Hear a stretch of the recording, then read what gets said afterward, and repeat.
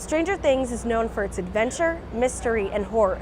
But what would the show be without that signature sound of the 80s? David Klotz told me how music set the tone for the first season.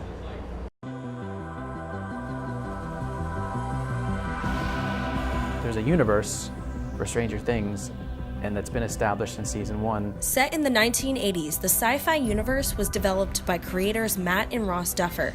The Duffer brothers knew music would be integral in generating an eerie but retro atmosphere. They were looking for like John Carpenter 80s, but not John Williams 80s. The Duffers discovered that soundscape in Kyle Dixon and Michael Stein's music.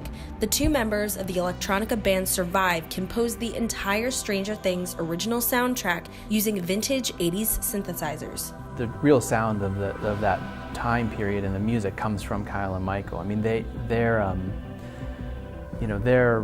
spending hours creating these amazing sounds and writing these great cues. Once those cues are composed, it's David Klotz's job as the music editor to shape the score around each scene. Narratively, you feel like you have to change things around to help tell the story a bit better. So that's when a lot of my editing works will come in. I'll take pieces of the music that they've written and bring it in sooner, and maybe pull additional elements from other cues and add those in. One of those elements is a theme, or a musical motif that indicates a character's or set of characters' entrance. Klotz points to the kids' theme as the perfect example. Well, what I loved about the kids' theme is it almost just sounds like one instrument playing kind of a melody on a keyboard, but there's a lot of movement to it and a lot of pace.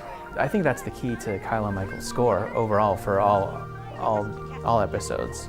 They don't overthink it. It's like their score's simple, and they have a few parts to it, and it works. Klotz says the music is effective because it's simple. It's the first piece of music that opens up the show, the first time you're seeing the kids. The music is sort of playing the moments too.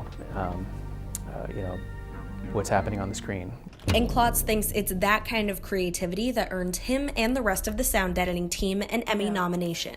I think it's the attention to detail from everyone that made it stand out.